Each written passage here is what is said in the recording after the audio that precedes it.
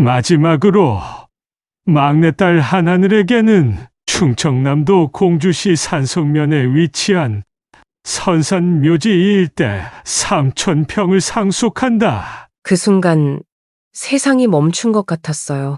오빠들은 수백억짜리 빌딩과 땅을 받았는데 저에게는 고작 시골 묘지라니요? 32년 동안 의사로 살아온 제 인생이 묘지 한 뼘만큼의 가치밖에 없다는 건가요? 푸와하하하. 그래도 뭐라도 받은 게 어디야? 올케의 조롱 섞인 웃음소리가 귓가에 메아리 쳤습니다. 눈물이 날 것 같았지만 꾹 참았어요. 그런데 며칠 후 그 묘지에서 아버지가 30년간 숨겨온 엄청난 비밀을 발견하게 되었습니다. 도대체 그 비밀이 무엇이었을까요? 그리고 왜 아버지는 저에게만 그곳을 남기신 걸까요? 이 이야기가 궁금하시다면 구독과 좋아요 버튼을 눌러주세요. 서울대학교 병원 흉부외과 의국 수술실에서 나온 강하늘은 이마에 땀을 닦으며 깊은 숨을 내쉬었습니다. 6시간에 걸친 대동맥 수술이 성공적으로 끝났어요. 환자의 생명을 구했다는 안도감이 밀려왔지만 동시에 극도의 피로가 몰려왔죠. 하늘 선생님, 수고하셨어요. 수술실 간호사가 따뜻한 미소와 함께 인사했습니다. 하늘은 힘겹게 미소를 지으며 고개를 끄덕였어요. 의사 가운을 벗으며 라커룸으로 향하던 그녀는 핸드폰을 확인했습니다. 가족단체 메시지방에 수십 개의 알림이 떠 있었어요. 오늘 오후 3시 유언장 공개, 늦지 마시오. 큰오빠 강태양의 메시지였습니다. 차갑고 사무적인 어조가 그대로 느껴졌어요. 아버지가 교통사고로 갑작스럽게 돌아가신 지 일주일. 장례식이 끝나고 이제 유산을 분배하는 날이었죠. 하늘은 시계를 확인했습니다. 오후 1시 30분. 집까지 가려면 서둘러야 했어요. 그녀는 급하게 샤워를 마치고 평소에 잘 입지 않던 검은색 정장으로 갈아입었습니다. 거울에 비친 자신의 모습이 낯설게 느껴졌어요. 병원에서는 누구보다 당당하고 자신감 넘치는 의사였지만 가족 앞에서는 여전히 작고 무력한 막내딸이었으니까요. 32살. 남들이 보기엔 성공한 삶이었습니다. 의대를 수석으로 졸업하고 최연소로 전문의가 되었으며 병원에서도 촉망받는 외과 의사였어요. 하지만 집안에서 그녀의 성공은 별로 중요하지 않았습니다. 오히려 여자가 무슨 외과 의사냐며 핀잔을 듣기 일쑤였죠. 택시를 타고 강남의 고급 아파트로 향하는 동안 하늘은 아버지를 떠올렸습니다. 한상구. 작은 병원에서 시작해 대형 병원 체인을 일군 입지전적인 인물이었어요. 의사로서의 실력도 뛰어났지만 사업가로서의 수완은 더욱 탁월했죠. 하지만 가정에서는 전형적인 가부장적 아버지였습니다. 여자는 결혼해서 남편 내조나 잘하면 돼. 왜 힘든 외과를 고집하니? 의대 시절 외과를 전공하겠다고 했을 때 아버지가 했던 말이었어요. 그때의 실망감은 아직도 가슴 한구석에 남아 있었습니다. 그래도 하늘은 포기하지 않았어요. 오히려 더 열심히 공부하고 실력을 쌓았죠. 언젠가는 아버지도 인정해 주실 거라고 믿으면서요. 아파트에 도착한 하늘은 엘리베이터 앞에서 잠시 숨을 고르었습니다. 33층. 펜트하우스까지 올라가는 동안 가슴이 답답해졌어요. 현관문을 열고 들어서자 이미 가족들이 모두 모여 있었습니다. 늦었네. 큰오빠 태양의 차가운 목소리가 먼저 들려왔어요. 40살의 그는 아버지가 세운 건설회사의 부사장이었습니다. 명문대 토목공학과를 졸업하고 아버지 밑에서 차근차근 경력을 쌓아온 그는 차기 회장 자리를 당연하게 여기고 있었죠. 환자 수술이 있어서 하늘이 작게 대답했습니다. 그런 건 다른 의사한테 맡기고 오지. 오늘이 얼마나 중요한 날인데. 작은 오빠 바람이 거들었어요. 37살의 그는 검사로 일하고 있었습니다. 법조계에서도 능력을 인정받아 곧 부장검사로 승진할 예정이었죠. 그는 늘 원칙과 법을 앞세워 하늘을 압박하곤 했어요. 거실 중앙 소파에는 어머니가 앉아 있었습니다. 60대 중반의 어머니는 평생 전업주부로 살아왔어요. 아들들의 성공을 자신의 성공으로 여기며 살아온 전형적인 어머니였죠. 하늘과 눈이 마주쳤지만 어머니는 금세 시선을 돌렸습니다. 큰오빠 옆에는 올케 최미라가 앉아 있었어요. 재벌가 출신인 그녀는 늘 고급스러운 옷차림과 액세서리로 자신의 지위를 과시했습니다. 오늘도 예외는 아니었죠. 검은색 드레스를 입었지만 목에는 화려한 진주 목걸이가 걸려 있었어요. 어서 앉아. 태양이 명령하듯 말했습니다. 하늘은 가족들이 앉은 소파에서 조금 떨어진 의자에 앉았어요. 늘 그랬듯이 가족 모임에서 그녀의 자리는 언제나 변두리였습니다. 작은 탁자 위에는 커피와 다과가 놓여 있었지만 아무도 손대지 않았죠. 무거운 침묵이 거실을 가득 채웠습니다. 그럼 시작하겠습니다. 50대 후반의 변호사가 서류 가방을 열었어요. 그는 아버지와 오랜 친분이 있는 사람이었습니다.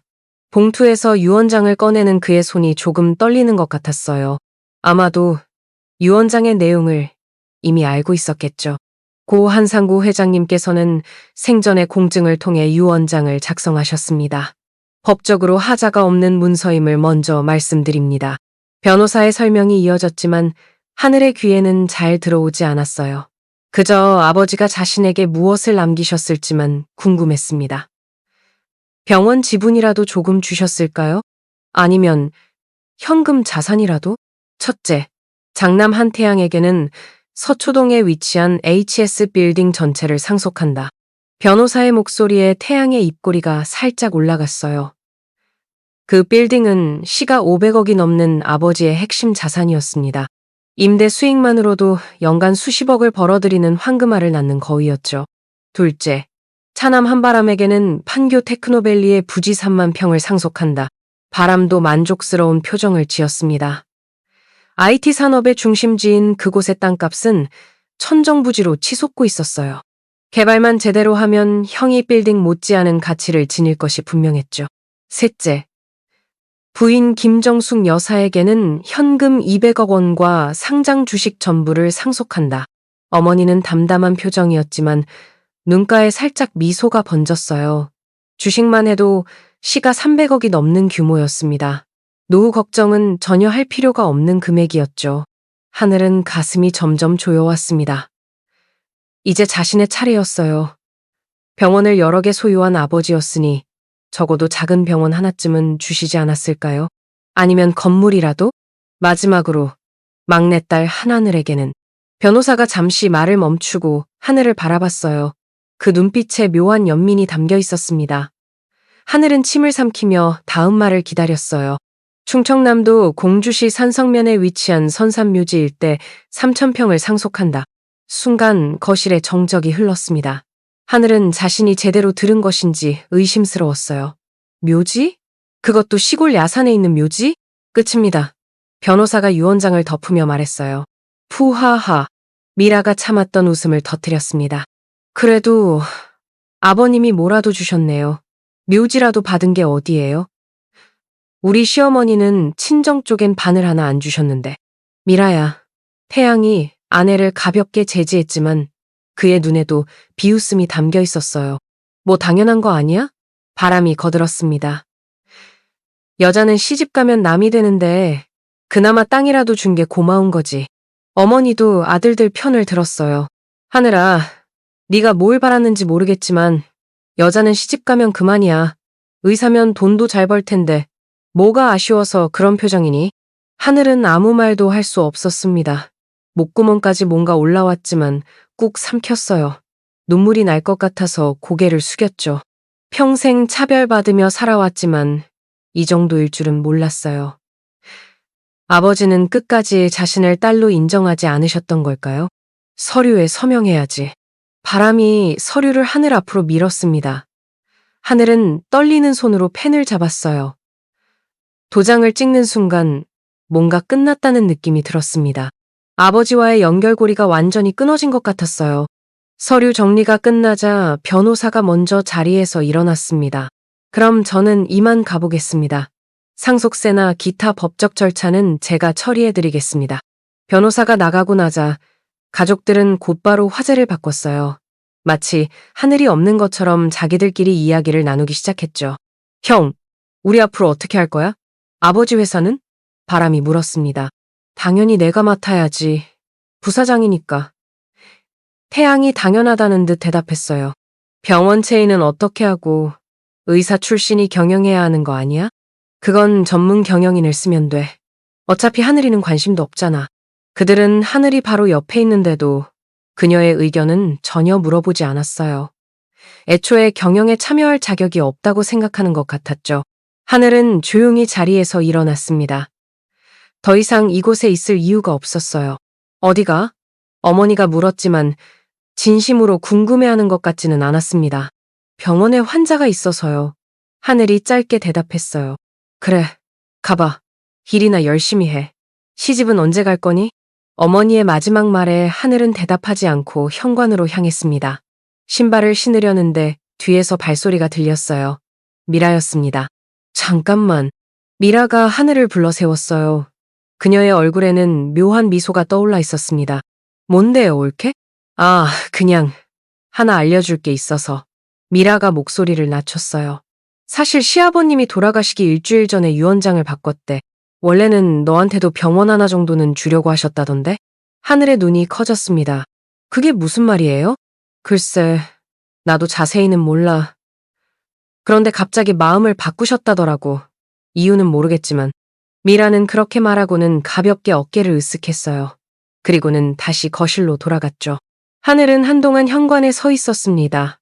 아버지가 왜 갑자기 마음을 바꾸셨을까요? 무슨 일이 있었던 걸까요? 엘리베이터를 타고 내려오는 동안 하늘의 머릿속은 복잡했어요. 서운함, 분노, 의문이 뒤섞여 있었죠.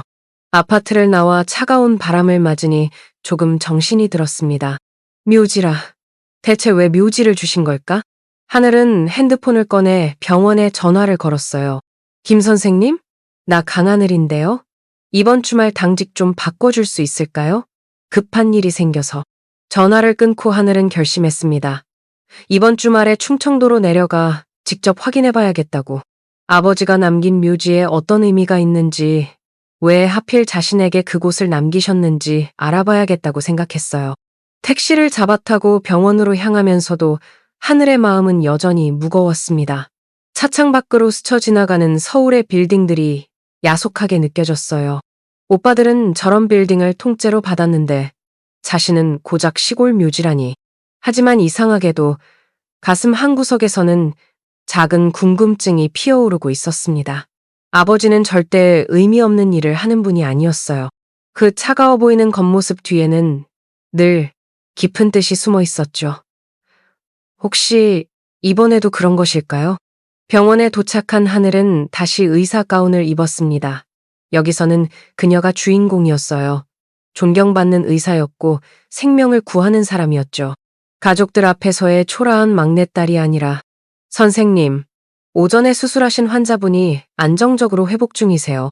간호사가 보고했습니다. 하늘은 미소를 지었어요. 적어도 여기서는 자신이 필요한 사람이었습니다. 누군가에게는 꼭 필요한 존재였어요. 그래, 주말에 가보자. 아버지가 남긴 마지막 수수께끼를 풀어보자. 하늘은 마음을 다잡고 회진을 시작했습니다.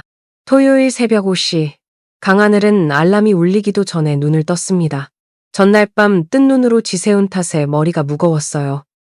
하지만 묘한 긴장감이 온몸을 감싸고 있었죠. 오늘은 아버지가 남긴 묘지를 확인하러 가는 날이었습니다. 침대에서 일어난 하늘은 간단히 씻고 옷을 갈아입었어요. 평소 병원에 갈 때 입던 정장 대신 편한 청바지와 운동화를 신었습니다. 산에 올라가야 하니까요. 거울에 비친 자신의 모습이 어딘가 어색했어요. 의사 가운을 벗은 자신은 그저 평범한 30대 여성일 뿐이었죠. 아파트를 나서니 아직 어둠이 짙게 깔려 있었습니다. 주차장에서 자신의 차를 찾아 시동을 걸었어요. 내비게이션에 충청남도 공주시 산성면을 입력하니 2시간 30분이 걸린다고 나왔습니다. 하늘은 깊게 숨을 들이쉬고 엑셀을 밟았어요. 서울을 벗어나 고속도로에 진입하니 동쪽 하늘이 서서히 밝아오기 시작했습니다. 라디오에서는 잔잔한 음악이 흘러나왔어요. 하늘은 운전하면서 어린 시절을 떠올렸죠. 아버지는 명절 때마다 가족들을 데리고 고향에 내려가곤 했습니다. 하지만 중학생이 된 이후로는 한 번도 가본 적이 없었어요. 벌써 20년 가까이 됐네요. 아버지는 왜 나에게 그곳을 남기신 걸까? 같은 질문이 계속 머릿속을 맴돌았습니다. 아무리 생각해도 답을 찾을 수 없었어요. 차라리 아무것도 안 주셨으면 덜 서운했을 텐데 하필 묘지라니. 그것도 아무 가치도 없어 보이는 시골 야산의 묘지를요. 2시간쯤 달렸을까요? 공주 IC를 빠져나와 국도로 접어들었습니다. 도시를 벗어나니 풍경이 완전히 달라졌어요. 논밭이 펼쳐지고 저 멀리 산들이 보였죠. 어린 시절 본 것과 크게 다르지 않은 모습이었습니다. 시간이 멈춘 것 같은 곳이었어요. 산성면에 도착한 하늘은 작은 마을을 지나 산길로 접어들었습니다. 포장도 제대로 안 된 비탈길이었어요. 차가 덜컹거릴 때마다 심장도 함께 뛰었죠. 10분쯤 더 올라가니 작은 주차 공간이 나타났습니다. 더 이상 차로는 갈 수 없는 곳이었어요. 하늘은 차에서 내려 주변을 둘러봤습니다. 울창한 나무들 사이로 희미한 오솔길이 보였어요. 어린 시절 아버지 손을 잡고 걸었던 바로 그 길이었죠. 가슴이 뭉클해졌습니다. 그때는 아버지 손이 너무 크고 따뜻하게 느껴졌는데 배낭을 메고 산길을 오르기 시작했어요. 길은 예상보다 가팔랐습니다. 평소 운동을 하지 않은 탓에 금세 숨이 차올랐죠. 그래도 하늘은 멈추지 않았어요. 무언가에 이끌리듯 계속 걸음을 옮겼습니다. 20분쯤 올라갔을까요? 드디어 묘지가 보이기 시작했어요. 돌담으로 둘러싸인 작은 공간에 오래된 묘비들이 줄지어 서 있었습니다. 관리가 되지 않아 잡초가 무성했지만 묘비들은 온전한 모습을 유지하고 있었어요. 하늘은 천천히 묘비들 사이를 걸었습니다. 증조부, 증조모, 조부, 조모 모두 한씨 집안의 조상들이었어요. 그리고 가장 안쪽에 비교적 새 것으로 보이는 묘비가 하나 있었습니다. 의원 강석준 선생지묘, 아버지의 스승이자 절친한 친구였던 분이었어요. 10년 전에 돌아가셨다고 들었죠. 하늘은 묘비 앞에 무릎을 꿇고 인사를 올렸습니다. 그리고는 천천히 묘비를 살펴보기 시작했어요. 앞면에는 특별한 것이 없었습니다. 하지만 뒷면으로 돌아가 보니 하늘은 깜짝 놀랐어요. 아주 작은 글씨로 무언가가 새겨져 있었습니다. 햇빛에 비스듬히 비춰보니 글자가 선명하게 보였어요. 진정한 치유는 땅 아래가 아닌 땅 위에서 온다. 하늘이 내린 생명수를 찾아라. 하늘은 그 문구를 몇 번이고 다시 읽었습니다. 치유라는 단어가 특히 눈에 띄었어요. 의사인 자신에게 주는 메시지처럼 느껴졌죠. 그런데 하늘이 내린 생명수는 무엇을 의미하는 걸까요? 누구신가요? 갑작스러운 목소리에 하늘은 화들짝 놀라 뒤를 돌아봤습니다. 백발의 노인이 지팡이를 짚고 서 있었어요. 70대 후반으로 보이는 노인은 온화한 미소를 짓고 있었죠. 아, 저는 한상구 회장의 딸입니다. 강하늘이라고 해요. 노인의 눈이 반짝 빛났어요. 아, 하늘이구나. 이렇게 컸구나. 나는 김대호라고 한다. 내 아버지하고 의대 동기였지. 김대호. 하늘도 그 이름을 들어본 적이 있었습니다. 아버지가 가끔 언급하셨던 친구 중 한 명이었어요. 시골에서 보건소장을 하다가 은퇴했다고 들었죠. 안녕하세요, 할아버지. 그런데 여기는 어떻게? 매일 아침 산책을 하거든. 그런데 차가 있길래 누가 왔나 해서 올라와 봤지. 네 아버지 소식 들었다. 참 안타까운 일이야. 김대호 노인은 묘비를 바라보며 잠시 침묵했습니다. 그리고는 품에서 봉투 하나를 꺼냈어요. 사실 이걸 주려고 기다리고 있었어. 네 아버지가 만약을 위해 나한테 맡겨둔 거야. 하늘은 떨리는 손으로 봉투를 받았습니다. 안에는 낡은 사진 몇 장과 편지, 그리고 문서 뭉치가 들어있었어요. 사진을 보니 젊은 시절의 아버지가 아름다운 여성과 함께 찍은 모습이었습니다. 두 사람은 흰 가운을 입고 있었어요. 그 여자분이 문채원이야. 한의사였지. 네 아버지의 첫사랑이었어. 하늘은 사진 속 여인을 자세히 봤습니다. 단아하고 지적인 인상이었어요.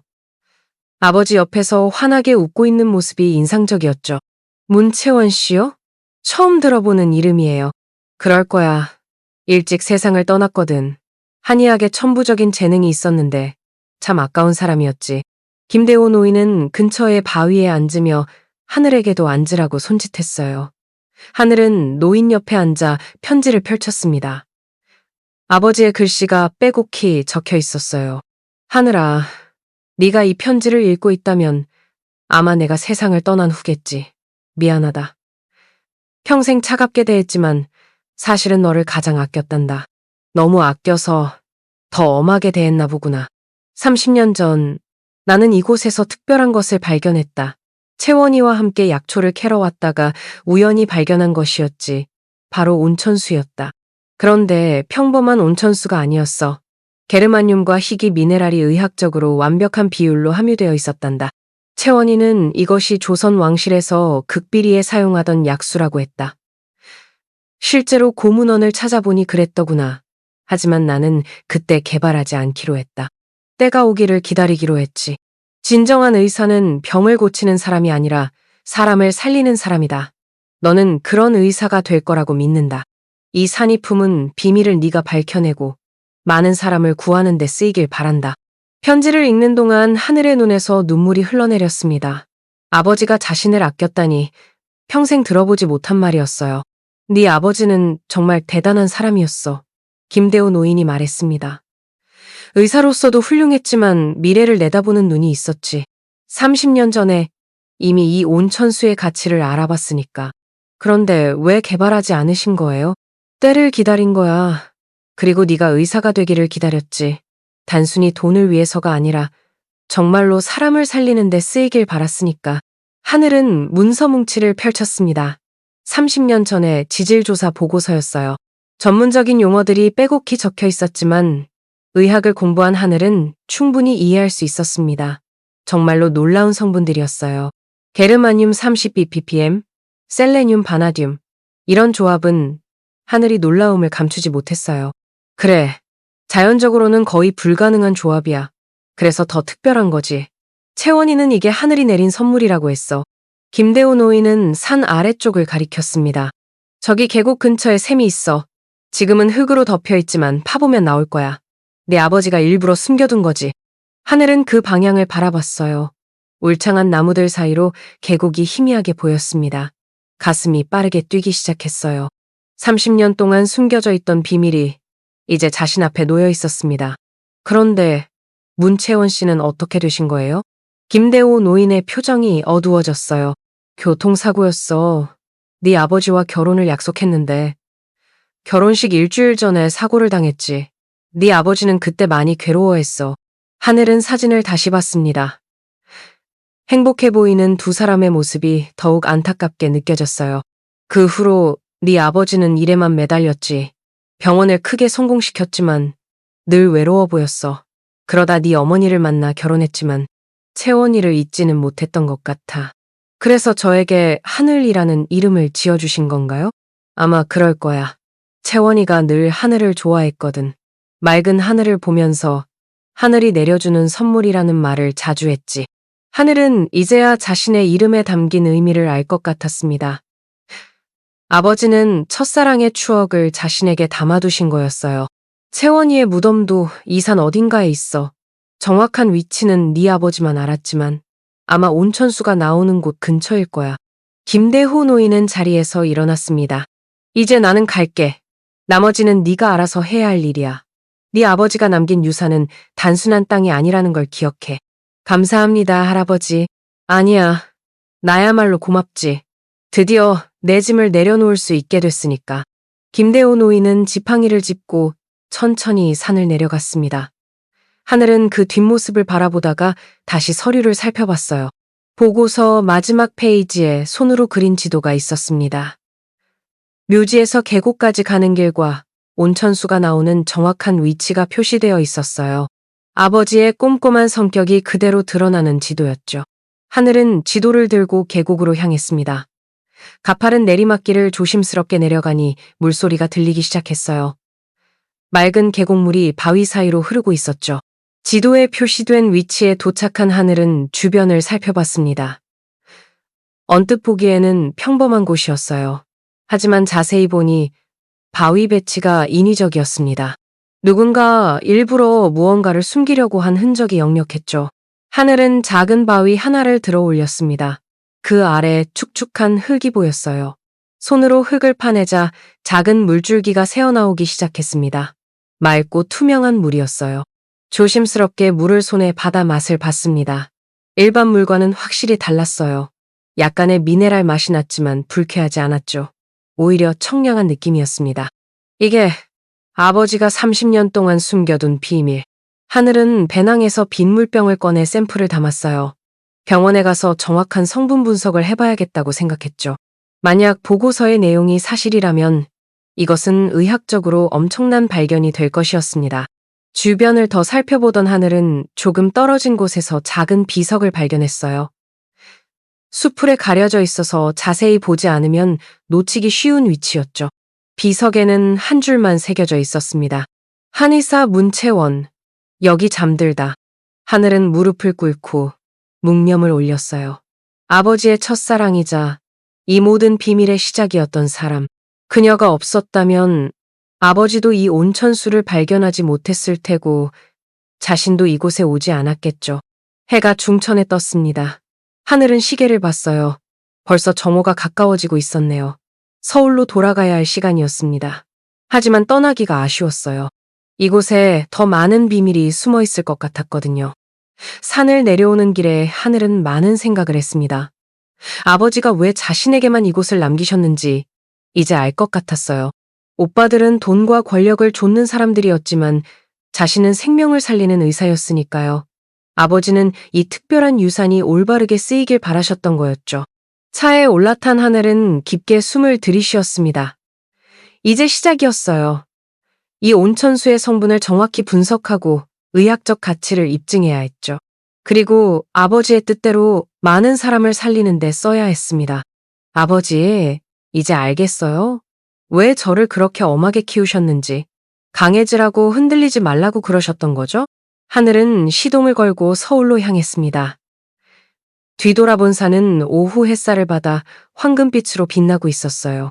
30년 동안 비밀을 품고 있던 산이 이제 그 비밀을 하나씩 드러내기 시작한 것 같았습니다. 하지만 하늘은 아직 몰랐어요. 이 발견이 곧 큰 파란을 일으킬 거라는 것을, 그리고 가족들과의 갈등이 시작될 거라는 것을요. 월요일 아침, 서울대학교 병원 연구실. 강하늘은 동료 의사들과 함께 실험 테이블 앞에 모여 있었습니다. 주말에 가져온 물 샘플이 정밀 분석기기에서 돌아가고 있었어요. 모니터에 하나둘씩 수치가 나타나기 시작했죠. 이게 정말 자연수라고? 병리과 전문의 박준호가 믿기지 않는다는 표정으로 물었습니다. 그는 하늘과 의대 동기로 가장 신뢰하는 동료 중 한 명이었어요. 게르마늄 32ppm, 셀레늄 0.05ppm, 바나듐 0.0 2ppm. 하늘이 수치를 읽어내려갔습니다.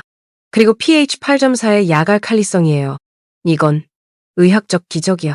내과 전문의 김서연이 탄성을 질렀어요. 그녀는 특히 면역학 분야의 권위자였죠. 이런 조합은 인공적으로도 만들기 어려워요. 자연 상태에서 이렇게 완벽한 균형을 이룬다는 게 가능한가요? 하늘은 아버지가 남긴 30년 전 보고서를 꺼냈습니다. 당시의 분석 결과와 현재의 결과가 거의 일치했어요. 30년이 지났는데도 성분이 변하지 않았다는 것은 이 온천수가 매우 안정적이라는 의미였죠. 더 놀라운 건 이거예요. 하늘이 또 다른 서류를 펼쳤습니다. 문채원이 남긴 한의학 문헌의 복사본이었어요. 김대호 노인이 건네준 봉투에 함께 들어있던 것이었죠. 왕실 비전 약수 기록이라고 되어 있어요. 조선 중기부터 왕실에서 극비리에 사용했다는 내용이에요. 동료들이 문헌을 둘러싸고 모였습니다. 한문으로 빼곡히 적힌 내용을 하늘이 해석해가며 읽어줬어요. 폐병, 소화불량, 피부병 등 다양한 질환에 효과가 있었다는 기록이 상세히 나와 있었죠. 특히 이 부분을 보세요. 하늘이 내린 생명수로 왕자의 난치병을 고쳤다는 기록이에요. 증상을 보니 현대의학으로는 크론병으로 추정되는데 크론병을? 그게 가능해? 준호가 놀라움을 감추지 못했습니다. 연구는 계속되었어요. 하늘과 동료들은 일주일 동안 밤낮 없이 실험을 했습니다. 동물 실험 결과는 놀라웠어요. 염증 반응이 현저히 감소했고 면역력은 크게 향상되었죠. 특히 항산화 효과는 기존의 어떤 물질보다도 뛰어났습니다. 이대로라면 암 환자 치료에도 도움이 될 것 같아요. 서연이 흥분된 목소리로 말했어요. 아직 임상 실험을 해봐야 하지만 가능성은 충분해 보여요. 하늘은 연구 결과를 정리하며 깊은 생각에 잠겼습니다. 아버지가 30년 동안 이것을 숨겨둔 이유가 이제야 이해가 되었어요. 섣불리 공개했다가는 수많은 이권이 얽힐 수밖에 없었겠죠. 그런데 문제가 생겼습니다. 병원 내에서 소문이 퍼지기 시작한 거예요. 하늘이 특별한 물을 발견했다는 이야기가 삽시간에 퍼져나갔죠. 그리고 그 소문은 곧 가족들의 귀에도 들어갔습니다. 수요일 오후 하늘이 연구실에서 실험을 하고 있을 때였어요. 갑자기 문이 거칠게 열리더니 큰오빠 태양이 들어왔습니다. 평소의 차가운 표정 대신 흥분한 얼굴이었어요. 하늘아, 우리 얘기 좀 하자. 오빠? 여긴 어떻게? 묘지에 뭔가 있다며? 온천수를 발견했다고? 하늘은 동료들을 바라봤습니다. 그들도 당황한 표정이었어요. 준호가 나서서 말했죠. 죄송하지만 여기는 관계자 외 출입금지 구역입니다. 난 하늘이 오빠야. 가족이라고. 태양이 준호를 노려봤어요. 그래도 규정은 지켜주셔야죠. 분위기가 험악해지려는 순간 하늘이 손을 들어 제지했습니다. 괜찮아요, 준호야. 오빠, 밖에서 얘기해요. 병원 카페테리아로 자리를 옮긴 두 사람. 태양은 커피도 주문하지 않고 바로 본론으로 들어갔어요. 그 땅에서 온천수가 나온다는 게 사실이야? 네, 사실이에요.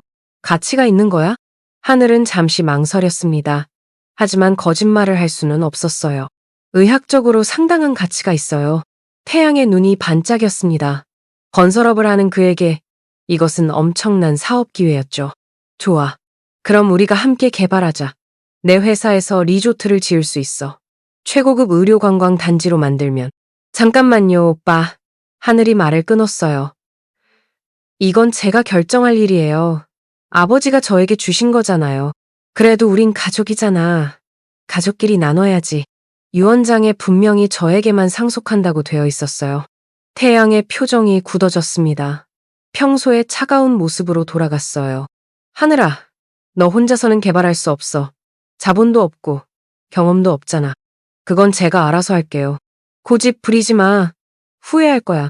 태양은 그렇게 경고하듯 말하고는 자리를 떠났습니다. 하늘은 한숨을 쉬었어요. 이제 시작이구나 라는 생각이 들었죠. 그날 저녁 작은 오빠 바람도 찾아왔습니다. 검사인 그는 좀 더 교묘한 방법을 썼어요. 하늘아, 법적으로 검토해봤는데 문제가 있어. 무슨 문제요? 아버지 유언장이 작성된 시기가 돌아가시기 일주일 전이야. 그때 아버지가 온전한 정신 상태였는지 입증해야 해. 하늘은 어이가 없었습니다. 오빠가 지금 아버지 유언장에 문제를 제기하는 거예요? 아니, 그게 아니라 혹시 다른 사람들이 문제를 제기할 수 있다는 거지. 특히 엄마가 소송을 제기하면 복잡해질 수 있어. 엄마가요? 배우자로서 유류분을 주장할 수 있거든. 그 땅의 가치가 크다면 더더욱. 바람은 서류를 하나 꺼내 하늘 앞에 밀었어요. 이건 뭐예요? 합의서야. 우리 가족끼리 원만하게 해결하자는 거지. 개발 이익의 50%를 가족과 나누는 조건이야. 이러면 아무도 문제 제기 안 할 거고. 하늘은 서류를 보지도 않고 돌려줬습니다. 싫어요. 이건 아버지가 저에게 주신 거예요. 하늘아, 현실적으로 생각해. 너 혼자서는. 오빠도 태양 오빠랑 똑같은 말 하네요. 전 할 수 있어요. 바람은 한숨을 쉬며 자리에서 일어났어요. 좋아. 네 선택이야. 하지만 법적 분쟁이 생기면 몇 년씩 걸릴 수도 있어. 그동안 개발은 불가능하고 협박 반 경고 반의 말을 남기고 바람도 떠났습니다. 하늘은 머리가 지끈거렸어요. 가족이 이렇게 돌변할 줄은 몰랐죠. 하지만 진짜 문제는 따로 있었습니다. 큰올케 최미라가 본격적으로 움직이기 시작한 거예요. 금요일 아침 하늘이 출근하자 병원이 술렁거리고 있었습니다. 간호사들이 수군거리고 동료 의사들도 이상한 눈빛으로 하늘을 봤어요. 무슨 일이야? 하늘이 준호에게 물었습니다. 준호는 핸드폰을 보여줬어요. 인터넷 기사가 떠 있었죠. 단독 서울대병원 의사, 불법 온천 개발 의혹, 의료법 위반 조사 착수. 기사에는 하늘이 병원 장비를 무단으로 사용해 개인 사업을 준비하고 있다는 내용이 담겨 있었어요. 출처를 알 수 없는 제보를 바탕으로 쓴 기사였지만 파장은 컸습니다. 이게 뭐야? 하늘은 충격을 받았어요. 걱정 마. 우리가 증언해줄게. 모든 실험은 정식 절차를 거쳤잖아. 하지만 문제는 계속됐습니다. 병원 윤리위원회에서 조사를 시작했고 하늘은 당분간 연구를 중단해야 했어요. 그날 밤 하늘은 미라가 이 모든 일의 배후라는 것을 알게 되었습니다. 병원 선배가 전화로 알려준 거예요. 하늘아, 조심해. 최미라 씨가 의료계 인맥을 총동원하고 있어. 네가 그 땅을 포기하게 만들려는 것 같아. 하늘은 분노했지만 동시에 두려웠습니다. 상대는 재벌가 출신의 막강한 인맥을 가진 미라였어요. 자신 같은 평범한 의사가 맞서기에는 너무 큰 상대였죠. 주말이 되자 더 큰 일이 벌어졌습니다. 하늘이 다시 충청도로 내려갔을 때였어요.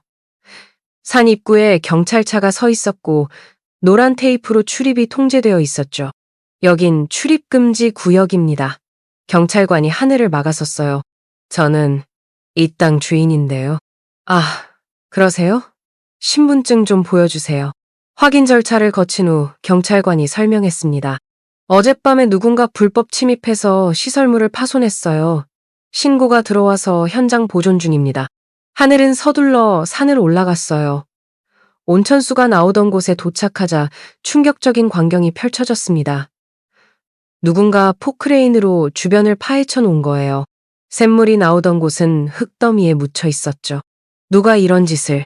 하늘은 주저앉고 말았습니다. 30년 동안 보존되어 온 곳이 하룻밤 사이에 망가졌어요. 경찰 조사 결과 범인은 잡히지 않았습니다.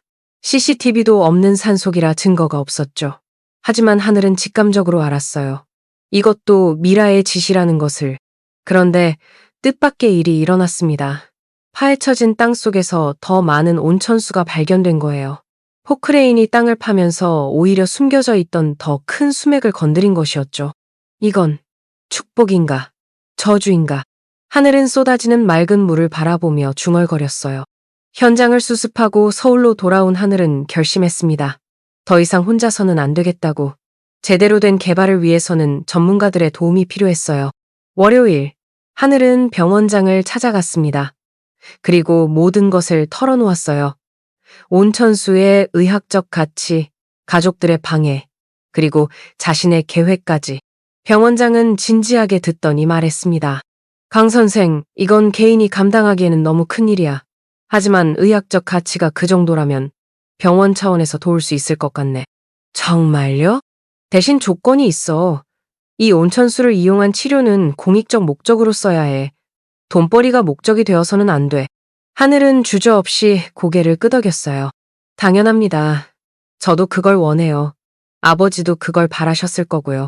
병원장은 미소를 지었습니다. 좋아. 그럼 특별 대책팀을 구성하지. 법률 자문단도 붙여주고. 강 선생 혼자가 아니야. 이제 우리 병원이 함께하는 거야. 하늘은 눈물이 날 것 같았어요. 드디어 든든한 지원군을 얻은 것이었죠. 며칠 후 가족들이 다시 모였습니다. 이번에는 하늘이 소집한 모임이었어요. 변호사들과 병원 관계자들이 함께했죠. 뭐야, 이게? 태양이 당황한 표정으로 물었습니다. 이제부터 이 일은 저 혼자 하는 게 아니에요. 하늘이 당당하게 말했어요. 서울대병원과 함께 의학연구단지를 만들 거예요. 순수하게 치료 목적으로요. 그래도 우린 가족. 바람이 말하려 했지만 하늘이 끊었습니다. 가족이면 제 결정을 존중해 주세요. 전 아버지의 뜻을 따르고 싶어요. 미라가 벌떡 일어났어요. 이게 끝이 아니야. 두고 보자고. 하지만 병원 측 변호사가 나섰습니다. 최미라 씨, 그동안의 명예훼손과 업무방해에 대해 고소장을 준비했습니다. 더 이상의 방해 행위는 법적 대응하겠습니다. 미라는 얼굴이 하얗게 질렸어요. 상대가 개인이 아니라 대형 병원이 되자 상황이 완전히 달라진 거였죠. 봄이 오고 있었습니다. 충청도 산자락에는 진달래가 피기 시작했고 공사 현장은 활기를 띠고 있었어요. 강하늘은 안전모를 쓰고 현장을 둘러보며 뿌듯한 마음을 감출 수 없었죠. 서울대병원의 전폭적인 지원 아래 한상구 통합의학 치유센터 건설이 순조롭게 진행되고 있었습니다. 강 선생님, 온천수 파이프라인 설치가 완료됐습니다. 현장 감독이 보고했어요. 하늘은 도면을 확인하며 고개를 끄덕였습니다. 모든 시설이 친환경적으로 설계되었고, 특히 온천수가 자연 그대로의 상태를 유지할 수 있도록 최신 기술이 동원되었죠. 하지만 모든 일이 순탄한 것은 아니었습니다. 최미라의 방해는 더욱 교묘하고 집요해졌어요. 환경단체를 선동해 공사 중단 가처분 신청을 냈고, 지역 주민들을 상대로 거짓 소문을 퍼뜨렸죠. 심지어 한밤중에 공사 현장에 몰래 들어와 장비를 파손하려다 적발되기도 했습니다. 그러던 어느 날 저녁, 하늘이 현장 사무실에서 서류를 검토하고 있을 때였어요. 갑자기 문이 거칠게 열리더니 큰오빠 태양이 들어왔습니다. 그의 얼굴은 분노로 일그러져 있었어요. 하늘아, 이제 그만 좀 해. 무슨 일이에요? 오빠? 미라가 경찰에 연행됐어. 공사장 방화미수로. 하늘은 깜짝 놀랐습니다. 아무리 미라가 극단적이라 해도 방화라니요. 어젯밤에 휘발유통을 들고 현장에 침입했대. 다행히 경비원이 발견해서 큰일은 없었지만 태양은 의자에 털썩 주저앉았어요. 평소에 당당하던 모습은 온데간데 없었습니다. 내가 미라를 너무 방치했나 봐. 욕심이 사람을 이렇게 만드는구나. 하늘은 조용히 오빠 옆에 앉았어요. 처음으로 오빠가 약한 모습을 보이는 것 같았죠. 이혼하기로 했어. 태양이 힘겹게 말했습니다. 더 이상은 안 되겠더라. 미라도 동의했고.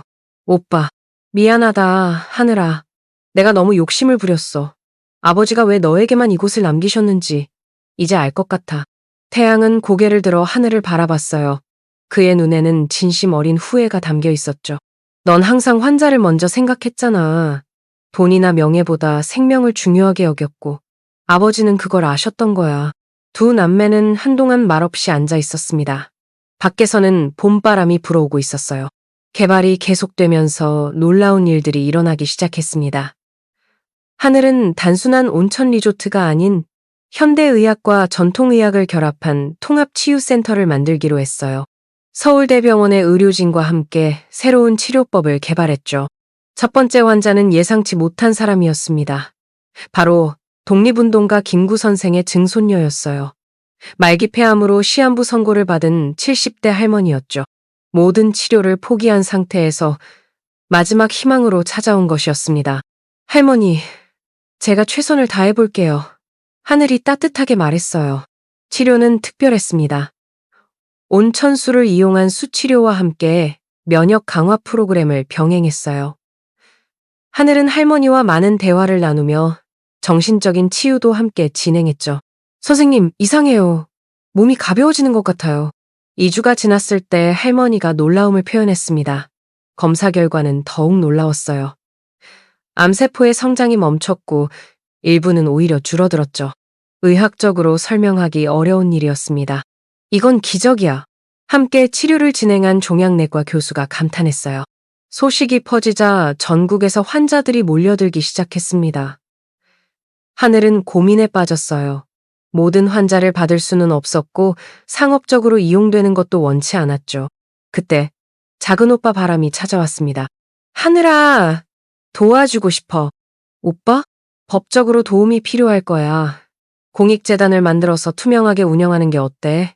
내가 무료로 법률 자문을 하겠어. 바람의 제안은 적절했습니다. 하늘은 강문채원 의학재단을 설립하기로 했어요. 아버지와 문채원의 이름을 함께 딴 것이었죠. 재단의 목적은 명확했습니다.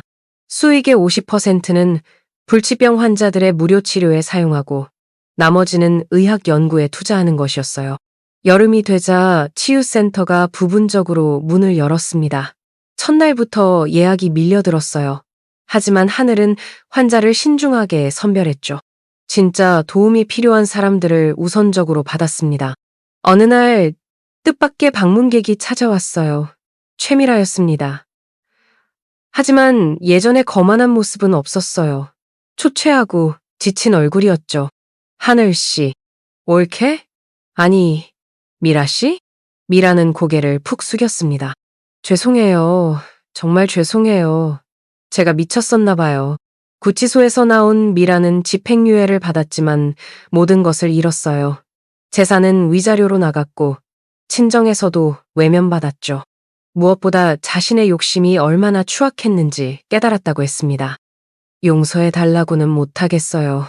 하지만 혹시 일자리라도. 하늘은 한동안 미라를 바라봤습니다. 증오하고 원망했던 사람이었지만 지금의 모습은 너무나 초라했어요. 행정 직원이 필요해요. 일할 수 있겠어요? 미라의 눈에서 눈물이 흘러내렸습니다. 정말요? 저를 받아주신다고요? 대신 조건이 있어요. 환자들을 진심으로 대하셔야 해요. 그들도 한때는 모든 것을 가졌다가 병으로 잃은 사람들이거든요. 미라는 고개를 끄덕였어요. 그렇게 미라는 치유센터의 말단 직원으로 새 삶을 시작했습니다. 놀랍게도 미라는 변했어요. 환자들을 정성껏 돌보고 누구보다 성실하게 일했죠. 특히 암 환자들의 가족을 위로하는 데 탁월한 재능을 보였습니다. 자신도 모든 것을 잃어본 경험이 있었기 때문이었을까요? 욕심을 버리니까 보이는 게 많아요. 6개월 후 미라가 하늘에게 한 말이었습니다. 예전엔 돈과 지위만 보였는데 이제는 사람이 보여요. 아픈 사람들이 나아가는 모습을 보면서 저도 치유받는 것 같아요. 가을이 되자 치유센터는 국제적인 주목을 받기 시작했습니다. 미국과 유럽의 의료진이 견학을 왔고 학술 교류도 활발해졌어요. 특히 온천수의 성분과 치료 효과에 대한 논문이 국제 학술지에 실리면서 화제가 되었죠. 하늘, 네가 해냈구나. 어머니가 처음으로 치유센터를 찾아왔을 때 한 말이었어요. 평생 아들만 자랑스러워했던 어머니가 드디어 딸을 인정한 것이었죠. 엄마, 미안하다. 내가 너무 편견에 사로잡혀 있었어. 네 아버지는 날보다 훨씬 현명하셨구나. 어머니는 하늘을 꽉 안아줬습니다. 태어나서 처음으로 받는 따뜻한 포옹이었어요. 치유센터의 명성이 높아지면서 정부에서도 관심을 보이기 시작했습니다. 보건복지부 장관이 직접 방문해 시설을 둘러봤고 국가 차원의 지원을 약속했어요. 이런 시설이 전국에 있어야 합니다. 강 박사님의 철학이 한국 의료의 새로운 패러다임이 되길 바랍니다. 하지만 하늘은 확장보다는 내실을 다지는 데 집중했어요. 무엇보다 아버지의 뜻을 잊지 않으려 했죠. 돈이 목적이 아니라 사람을 살리는 것, 그것이 진정한 의술이라는 것을. 어느 날 밤 하늘은 센터 옥상에서 별을 바라보고 있었습니다. 맑은 가을 하늘에는 별이 가득했어요. 아버지, 보고 계신가요? 전 이제 알 것 같아요. 왜 저를 그렇게 키우셨는지. 강하지 않으면 이 모든 시련을 이겨낼 수 없었을 테니까요. 바람이 불어왔습니다. 마치 아버지의 대답처럼 느껴졌어요. 센터 아래층에서는 온천욕을 마친 환자들의 웃음소리가 들려왔습니다. 불과 1년 전만 해도 시한부 선고를 받았던 사람들이었어요. 지금은 희망을 품고 새로운 삶을 살아가고 있었죠. 하늘은 미소를 지었습니다. 이것이 아버지가 꿈꾸던 모습이었을 거라고 생각하며. 그런데 며칠 후 김대호 노인이 특별한 소식을 가지고 왔습니다. 산 정상 부근에서 또 다른 비밀을 발견했다는 것이었어요. 문채원이 남긴 것으로 보이는 석판이 발견되었는데 거기에는 놀라운 내용이 적혀 있었습니다. 이른 아침, 강하늘은 김대호 노인과 함께 산 정상으로 향했습니다. 가을 단풍이 절정을 이루고 있었고 발걸음마다 낙엽이 바스락거렸어요. 노인이 발견했다는 석판을 확인하러 가는 길이었죠. 여기에요. 바로 이 바위 밑에 있었어요. 산 정상 근처의 커다란 바위를 가리키며 김대호 노인이 말했습니다. 오랜 세월 풍화작용으로 바위 일부가 무너지면서 그 아래 숨겨져 있던 석판이 드러난 것이었어요. 하늘은 조심스럽게 석판을 들어 올렸습니다. 한문으로 빼곡히 새겨진 글씨들이 보였어요. 다행히 보존 상태는 양호했죠. 이건 일기 같은데요? 하늘이 천천히 해독하기 시작했습니다. 문채원이 생전에 남긴 기록이었어요. 날짜를 보니 그녀가 세상을 떠나기 불과 며칠 전의 기록이었죠. 하늘이 내린 물은 단순한 약수가 아니다. 이것은 생명의 근원이며 사랑의 증거다. 나는 곧 떠나겠지만 이 물은 영원히 흐를 것이다. 언젠가 진정으로 생명을 아끼는 사람이 나타나 이 비밀을 밝혀줄 것을 믿는다. 그 사람은 아마도 하늘처럼 맑은 영혼을 가진 사람일 것이다. 하늘은 자신의 이름이 언급된 부분에서 숨이 멎는 것 같았어요. 30년 전, 문채원은 이미 예견하고 있었던 걸까요? 석판의 뒷면에는 더 놀라운 내용이 있었습니다. 온천수를 활용한 구체적인 치료법들이 상세히 기록되어 있었어요.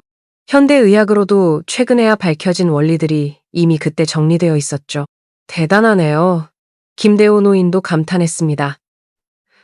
문채원 씨는 정말 시대를 앞서간 사람이었어요. 석판 맨 아래에는 작은 지도가 그려져 있었습니다. 산의 여러 지점이 표시되어 있었는데 각 지점마다 다른 효능의 약수가 나온다는 설명이 있었어요. 이게 사실이라면 하늘이 흥분을 감추지 못했습니다. 이 산 전체가 거대한 치유의 공간인 거예요. 두 사람은 서둘러 지도에 표시된 지점들을 확인하러 갔습니다. 첫 번째 지점에서 정말로 샘물이 발견되었어요. 맛과 느낌이 기존 온천수와는 미묘하게 달랐죠. 두 번째, 세 번째 지점에서도 마찬가지였습니다. 각각 다른 미네랄 조성을 가지고 있는 것 같아요. 하늘이 분석했습니다. 이걸 조합하면 더 놀라운 치료 효과가 있을지도. 산을 내려오면서 하늘은 깊은 생각에 잠겼어요. 문채원과 아버지가 함께 꿈꾸었던 것이 무엇인지 이제야 완전히 이해할 수 있었습니다. 단순한 병원이나 리조트가 아니라 자연과 의술이 하나 되는 진정한 치유의 공간을 만들고자 했던 거였죠. 치유센터로 돌아온 하늘은 곧바로 팀을 소집했습니다. 새로운 발견에 대해 설명하고 앞으로의 계획을 논의했어요. 각 샘물의 성분을 정밀 분석하고 질환별로 최적의 조합을 찾아야 해요. 하늘이 열정적으로 말했습니다. 이건 단순한 의학적 발견을 넘어서는 거예요. 자연이 주는 선물을 제대로 활용하는 거죠. 연구가 진행되면서 놀라운 결과들이 나타났습니다. 각 샘물을 적절히 조합하니 기존보다 훨씬 뛰어난 치료 효과를 보였어요. 특히 자가 면역 질환과 희귀난치병 환자들에게서 극적인 호전이 나타났죠. 그 무렵 치유센터는 개원 2주년을 맞이했습니다. 정부에서는 하늘에게 의료 공로 훈장을 수여했어요. 시상식장에는 가족들이 모두 참석했죠. 오늘 이 자리에 선 것은 제 힘만으로 된 것이 아닙니다. 하늘이 수상 소감을 말했어요. 돌아가신 아버지, 그리고 30년 전 이 모든 것을 예견했던 문채원 선생님, 힘든 시간을 함께 이겨낸 가족들, 그리고 저를 믿고 따라준 동료들이 있었기에 가능했습니다. 청중석에서 어머니가 눈물을 닦고 있었습니다. 태양과 바람도 자랑스러운 표정으로 동생을 바라봤어요. 심지어 미라도 행정팀 직원으로 참석해 박수를 치고 있었죠. 무엇보다 아버지가 남겨주신 가르침을 잊지 않으려 합니다. 진정한 의술은 병을 고치는 것이 아니라 사람을 살리는 것이라고. 앞으로도 이 정신을 이어가겠습니다. 시상식이 끝난 후 가족들은 오랜만에 함께 식사를 했습니다. 화기애애한 분위기였어요. 한때 갈등으로 분열되었던 가족이 이제는 진정한 하나가 된 것 같았죠. 하늘아, 고맙다. 태양이 진심을 담아 말했습니다. 네 덕분에 우리 가족이 다시 하나가 됐어. 맞아. 그리고 아버지의 진정한 뜻도 알게 됐고 바람이 거들었어요. 어머니가 하늘의 손을 꼭 잡았습니다. 내가 정말 어리석었구나. 너를 차별하고 무시했던 게 얼마나 잘못된 일인지 용서해 주렴. 엄마, 괜찮아요. 이제 우리는 가족이잖아요. 진짜 가족. 다음 날, 하늘은 특별한 결정을 발표했습니다. 강문채원 의학재단을 더욱 확대해서 전국의 의료 소외 지역에 분원을 설립하겠다는 계획이었어요. 수익의 70%를 공익사업에 쓰기로 한 것이었죠. 우리가 받은 축복을 더 많은 사람과 나누고 싶어요. 하늘이 기자회견에서 말했습니다. 특히 독립운동가 후손들과 국가유공자들을 위한 무료 치료시설을 확충할 계획입니다. 이 발표는 사회적으로 큰 반향을 일으켰어요. 기업들의 후원이 이어졌고 의료진들도 자원봉사를 자청했죠. 미라는 이제 재단의 홍보팀장이 되어 있었습니다. 과거의 인맥과 능력을 좋은 일에 쓰고 있었어요. 제가 과거에 남을 해치는 데 썼던 능력을 이제는 남을 돕는 데 쓸 수 있어서 행복해요. 미라가 하늘에게 고백했습니다. 매일 감사하며 살고 있어요. 가을이 깊어가던 어느 날 하늘은 아버지와 문채원의 묘소를 찾았습니다. 두 분의 묘는 이제 나란히 조성되어 있었어요.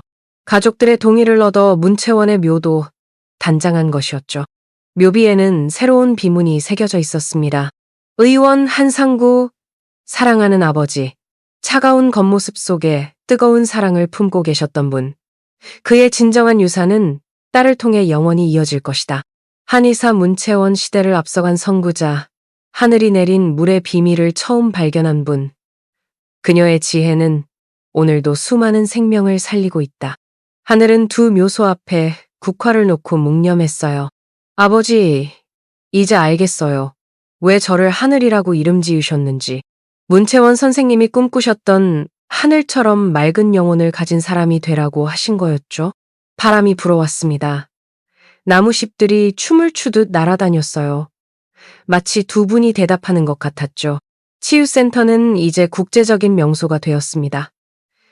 전 세계에서 의료진이 연수를 오고 환자들이 희망을 품고 찾아왔어요. 하지만 하늘은 초심을 잃지 않으려 노력했습니다. 우리는 병을 고치는 곳이 아니에요. 하늘이 직원들에게 늘 강조하는 말이었습니다. 우리는 사람을 살리는 곳입니다. 몸뿐만 아니라 마음까지, 삶 전체를 치유하는 곳이어야 해요. 어느 날 저녁, 하늘은 치유센터 최상층 전망대에 서 있었습니다. 저 멀리 산자락에는 새로 건설 중인 제2치유센터가 보였어요. 내년에는 제3, 제4센터도 착공될 예정이었죠. 대표님, 저녁 회의 시간입니다. 비서가 알려왔어요. 네, 곧 갈게요. 하늘은 잠시 더 풍경을 바라봤습니다. 노을이 지는 하늘은 황금빛으로 물들어 있었어요. 온천에서 피어오르는 수증기가 황금빛 하늘과 어우러져 장관을 이루었죠. 진정한 보물은 땅속이 아니라 땅 위에 있다. 아버지가 묘비에 남긴 메시지가 떠올랐습니다. 이제야 그 의미를 완전히 이해할 수 있었어요. 진정한 보물은 온천수도 땅도 아니었습니다. 사람을 살리고자 하는 마음, 나눔과 사랑의 정신, 그것이 진정한 보물이었죠. 회의실로 향하면서 하늘은 생각했습니다. 아버지가 남긴 유산은 단순한 묘지가 아니었어요. 그것은 사명이었고 책임이었으며 무엇보다 사랑이었습니다.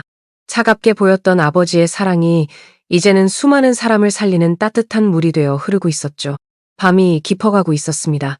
치유센터 곳곳에서는 여전히 불이 켜져 있었어요. 의료진은 환자를 돌보고 연구진은 새로운 치료법을 개발하고 있었죠. 희망을 품은 환자들은 편안히 잠들어 있었습니다. 산 아래 계곡에서는 여전히 맑은 물이 흐르고 있었어요. 30년 동안 숨겨져 있다가 이제야 세상에 나온 하늘이 내린 생명수. 그 물은 앞으로도 영원히 흐르며 수많은 생명을 살릴 것입니다. 달빛 아래 은빛으로 빛나는 계곡물을 바라보며 하늘은 마음속으로 다짐했어요. 아버지, 문채원 선생님, 두 분이 남겨주신 이 소중한 유산을 영원히 지켜나가겠습니다. 그리고 더 많은 사람이 생명의 기쁨을 누릴 수 있도록 최선을 다하겠습니다. 하늘이 내린 물은 오늘도 쉬지 않고 흐르고 있었습니다.